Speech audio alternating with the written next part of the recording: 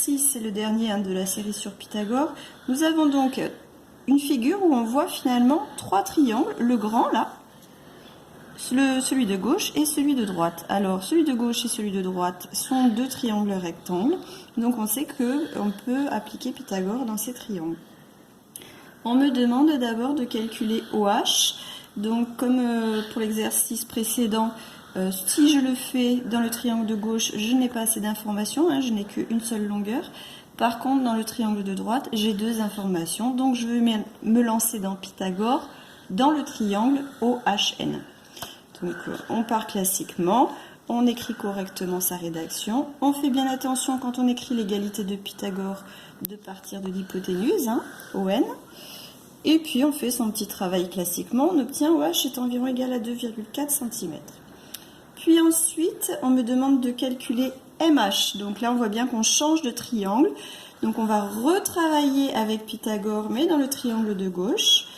Donc quand on écrit Pythagore, c'est l'hypoténuse au carré égale la somme des carrés des deux autres côtés, l'hypoténuse CMO.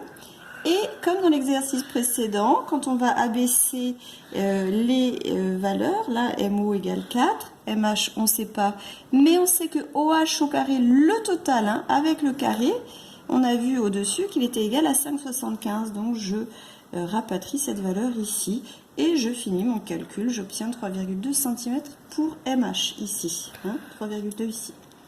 Et enfin dernière question, le calcul du triangle quelconque MON, vous vous rappelez bien de la formule, c'est la base, enfin le côté fois la hauteur divisé par 2. Et donc, vous n'oubliez pas, le protocole scientifique veut que nous mettions d'abord la formule avec les lettres, ensuite on injecte les nombres et on fait le calcul. Alors, MN, le côté MN, mesure 5,5 plus la valeur qu'on a trouvée ici.